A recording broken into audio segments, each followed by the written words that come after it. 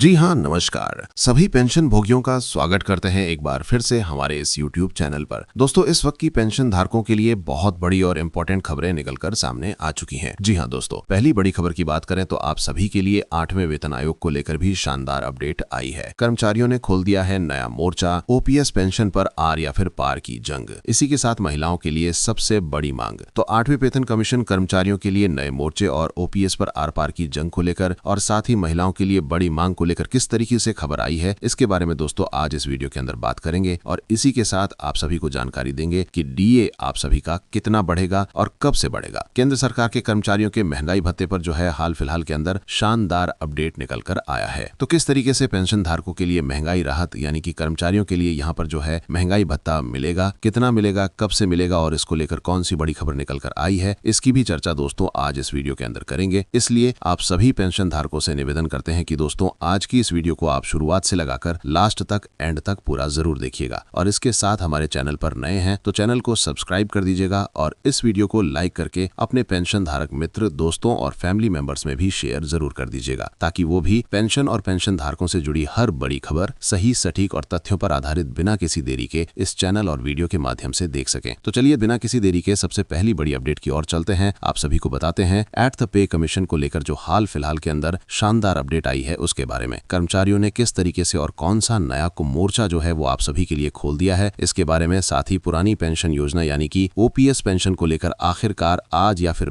तार की जंग जो है वो किस तरीके से शुरू कर दी जा चुकी है और महिलाओं के लिए यहाँ पर जो है सबसे बड़ी मांग किस तरीके से और कौन सी निकल कर आ चुकी है। तो चलिए इसके बारे में विस्तार से यहाँ पर प्रमुख बातों की जानकारी देते हैं। 8वें वेतन आयोग के तहत सैलरी पेंशन का बेसब्री से इंतजार कर रही केंद्रीय कर्मचारियों और पेंशन भोगियों के सब्र का बांध टूट गया है। देश के लाखों सरकारी कर्मचारियों का प्रतिनिधित्व करने वाली सबसे बड़ी संस्था जेसीएम यानी कि स्टंप साइड ने वेतन आयोग के सामने अपनी 9 सूत्रीय मांगों की लिस्ट जो है हाल फिलहाल के अंदर रख दी है। जी हाँ दोस्तों, 1 अप्रैल 2026 को लिखे गए एक कड़े पत्र के अंदर जेसीएम के सचिव शिव गोपाल मिश्रा ने 8वें वेतन आयोग के सदस्य यहाँ पर जो है सचिव पंकज जैन को 2 टोक शब्दों में कहा, आयोग द्वारा जारी किए गए 18 सवालों में प्रश्नावली जो है उसके अंदर बदलाव की जरूरत है। कर्मचारियों का मानना है कि वर्तमान फॉर्मेट में कई जरूरी जो है मुद्दे वो छूट गए हैं। अब सवाल यह है कि कर्मचारियों ने सरकार के सामने कौन कौन सी मांगे रखी। पहली, पुरानी पेंशन योजना बहाल करना सबसे ऊपर। जी हाँ, कर्मचारियों की सबसे पहली और बड़ी मांग पुरानी पेंशन योजना को बहाल करना। जेसीएम ने स्पष्ट किया कि एनपीएस और हाल ही में घोषित यूपीएस से कर्मचारी संतुष्ट नहीं है। कर्मचारियों का कहना है कि कंट्रीब्यूशन पेंशन के पक्ष में नहीं है। उन्हें सीसीएस नियम, पेंशन नियम 1972 जो कि अब 2021 के तहत पुरानी नॉन कंट्रीब्यूशन पेंशन चाहिए। दूसरा है पेंशन या फिर पेंशन भोगियों के अधिकारों की रक्षा। तो आयोग से मांग की गई है कि पेंशन भोगियों के लिए अलग सेक्शन बनाया जाए। इसमें पेंशन बहाली, पेंशन बढ़ोतरी और रिटायरमेंट के बाद मिलने वाले लाभों को समानता जैसे मुद्दों पर शामिल करने की बात कही। इसके साथ तीसरी, महिला कर्मचारियों के लिए यहाँ पर जो है खास प्रावधान। तो पहली बार वेतन आयोग से महिला कर्मचारियों के लिए समर्पित सेक्शन की मांग की गई। इसमें कार्यस्थल पर सुरक्षा, मैटरनिटी बेनिफिट, साथ ही मैच्योरिटी लीव और चाइल्ड केयर लीव और साथ ही साथ वर्क प्लेस इक्विटी जैसे संवेदनशील मुद्दों को भी शामिल करने का सुझाव दिया गया है। साथ ही चौथी बात करें तो विभागवार समस्याओं का समाधान। जी हाँ दोस्तों, भारत सरकार के हर विभाग में अपनी चुनौतियां हैं। जेसीएम का कहना है कि हर विभाग की कार्यप्रणाली अलग है, इसलिए आयोग को विभाग विशिष्ट समस्याओं को सुनने के लिए अलग से प्रावधान करना चाहिए। वहीं 5वीं है डेडलाइन बढ़ाने की मांग। तो जेसीएम ने कहा है कि अलग अलग विभागों के मुद्दे पर मेमोरेंडम जमा करने की आखिरी तारीख को 31 मई 2026 किया जाना चाहिए। उनका तर्क है कि देश भर के फैसले संगठनों और यूनियनों की सलाह मशविरा से या फिर करने में जो है वो समय लगता है। साथ ही 6ठे और 7वां को लेकर बात करें तो लेखनिक समय सीमा में विस्तार करना चाहिए। जी हाँ, कर्मचारियों की शिकायतें हैं कि 500 शब्दों की सीमा अपनी बात रखने के लिए बहुत कम है। हालांकि जो आप सभी के लिए एआईडीएफ के सचिव श्री कुमार ने खुशखबरी दी है कि आयोग ने इसे बढ़ाकर 1000 कैरेक्टर प्रति विषय पर कर दिया है। साथ ही डॉक्यूमेंट अटार की साइज जो है 2 MB से बढ़ाकर हाल फिलहाल के अंदर आप सभी के लिए 6 MB कर दी है। वहीं तकनीकी बाधा जो है वो आप सभी के लिए दूर हो। तो कर्मचारियों ने मांग की है कि प्रश्नावली का फॉर्मेट जो है वो सरल हो ताकि हर सवाल का जवाब व्यवस्थित तरीके से जो है यहाँ पर दिया जा सके। साथ ही मांग की गई है कि ऑनलाइन सबमिटेशन के अलावा ईमेल और हार्ड कॉपी के जरिए भी मेमोरेंडम स्वीकार किए जाएं ताकि तकनीकी दिक्कतों की वजह से किसी की बात जो है यहाँ पर पीछे ना छूट जाए। हम चाहते हैं कि 8वां वेतन आयोग समावेशी हो, कर्मचारियों की दलील है। आंकड़ों और तर्कों को पेश करने के लिए पर्याप्त जगह और समय मिलना चाहिए। ये दोस्तों यहाँ पर जेसीएम सचिव शिव गोपाल मिश्रा ने द्वारा कहा गया। अब दोस्तों आगे क्या होने वाला है, अगला जो कदम है वो क्या हो सकता है। तो जेसीएम फिलहाल सभी कर्मचारी संगठनों के साथ मिलकर एक जॉइंट मेमोरेंडम जो है वो तैयार करने के अंदर लगा हुआ है। कर्मचारियों का रुख अग्रेसिव है और वे पेंशन से लेकर वेतन वृद्धि अवधि तक के मुद्दों पर कोई समझौता करने के मूड के अंदर हाल फिलहाल के अंदर नहीं दिख रहे हैं, नहीं नजर आ रहे हैं। अगर गेंद 8वें वेतन आयोग के पाले में है तो इन 9 मांगों के लिए प्रमुखता से शामिल करता है। यही दोस्तों जेसीएम और अन्य जो भी प्रमुख संगठन हैं उनकी हाल फिलहाल के अंदर मांगे निकलकर सामने आ चुकी हैं। वहीं दोस्तों बात करते हैं अगली बड़ी खबर के बारे में, तो डीए कितना बढ़ेगा और कब से बढ़ेगा। केंद्र सरकार के कर्मचारियों के महंगाई भत्ते पर आया है सबसे बड़ा अपडेट। जी हाँ, केंद्र सरकार के लाखों कर्मचारियों और पेंशनर्स जो हैं पिछले काफी समय से महंगाई भत्ते में बढ़ोतरी का बेसब्री से इंतजार कर रहे हैं। होली के आसपास आमतौर पर सरकार डीए वृद्धि की घोषणा कर देती है, लेकिन इस बार अप्रैल शुरू होने के बावजूद भी ऐलान जो है वो नहीं किया गया है। लेकिन अब जल्द ही कर्मचारियों और पेंशनर्स को यहाँ से खुशखबरी मिल सकती है। जी हाँ दोस्तों, AN18 इंग्लिश की एक रिपोर्ट के मुताबिक अप्रैल के दूसरे सप्ताह में होने वाली केंद्रीय मंत्रिमंडल की बैठक के अंदर डीए में बढ़ोतरी के प्रस्ताव को हरी झंडी मिल सकती है। कर्मचारियों के लिए सबसे बड़ी बात यह है कि ये बढ़ोतरी 1 जनवरी 2026 से प्रभावी मानी जाएगी। इसका सीधा मतलब यह है कि कर्मचारियों को बकाया एरियर एक साथ जोड़ कर दिया जाएगा। केंद्र सरकार के कर्मचारियों को वर्तमान में 58% की दर से महंगाई भत्ता मिल रहा है, जो इस संशोधन के बाद 60% हो सकता है। इससे टेक होम सैलरी बढ़ जाएगी। भले ही ये बढ़ोतरी महज 2% की दिख रही हो, लेकिन बढ़ती महंगाई के इस दौर में ये मध्यस्थ वर्गीय परिवारों के लिए एक जरूरी वित्तीय राहत साबित होगी। डीए बढ़ोतरी की घोषणा में देरी की वजह 7वें और 8वें वेतन आयोग के बीच बदलावों से जुड़ी हुई है। 7वें वेतन आयोग की अवधि 31 दिसंबर 2025 को आधिकारिक रूप से समाप्त हो चुकी है। 1 जनवरी 2026 से केंद्र सरकार के कर्मचारियों की सैलरी व्यवस्था सैद्धांतिक रूप से 8वें वेतन आयोग के दायरे में आ गई है, जिसके कारण गणना के नियमों पर हाल फिलहाल के अंदर मंथन चल रहा है। 8वें वेतन आयोग का गठन नवंबर 2025 में ही कर दिया गया था, लेकिन आयोग को अपनी अंतिम रिपोर्ट पेश करने के लिए सरकार ने 18 महीने का पर्याप्त समय दिया है। इस ट्रांजिशन पीरियड यानी कि परिवर्तन काल के दौरान सरकार के सामने ये चुनौती है कि डीए पुरानी पद्धति से दिया जाए या कोई नया फॉर्मूला अपनाया जाए। फिलहाल ये तय हुआ है कि जब तक नया आयोग अपनी रिपोर्ट नहीं देता तब तक कर्मचारियों को वर्तमान प्रचलित फार्मूले के अनुसार ही महंगाई भत्ता जो है यहाँ पर मिलता रहेगा। 7वें वेतन आयोग के खत्म होने और 8वें वेतन आयोग के युग की शुरुआत के बाद ये पहली बढ़ोतरी होगी। इस फैसले का सीधा असर 1 करोड़ से ज्यादा कर्मचारियों और पेंशनर्स की आर्थिक स्थिति पर पड़ेगा। वेतन आयोग बदलने से समय होने वाले छोटे छोटे बदलाव जो हैं वो भविष्य के कर्मचारियों की बेसिक सैलरी और अन्य भत्तों के निर्धारण के अंदर एक बहुत ही ज्यादा महत्वपूर्ण भूमिका निभाएंगी। आमतौर पर जब भी नया वेतन आयोग पूरी तरीके से लागू होता है तो उस समय तक इकट्ठा हुआ डीए बेसिक सैलरी में मर्ज किया जाता है। इसके बाद डीए की गणना 0 से शुरू की जाती है, जो कर्मचारियों के वेतन में एक बड़ा उछाल लाता है। ऐसे में वर्तमान में होने वाली 2% की बढ़ोतरी भविष्य की सैलरी रिवीजन और वेतन पुनर्गठन के लिए एक मजबूत और अहम आधार जो है वो तैयार करेगी। महंगाई की मार झेल रहे लाखों परिवारों के लिए अप्रैल का दूसरा हफ्ता खुशियों की सौगात लेकर आ सकता है। केंद्र सरकार के इस फैसले से न केवल सेवारत कर्मचारी कर रहे हैं, बल्कि बुजुर्ग पेंशनर्स भी टकटकी लगाए इस फैसले के लिए बैठे हैं, जिन्हें दवाइयों और दैनिक खर्चों के लिए अतिरिक्त राहत की राशि की सख्त जरूरत है। उनके लिए ये फैसला बहुत ही ज्यादा जरूरी हो सकता है। तो ये शानदार अपडेट आप सभी के लिए डीए को लेकर हाल फिलहाल में निकलकर सामने आ चुका है।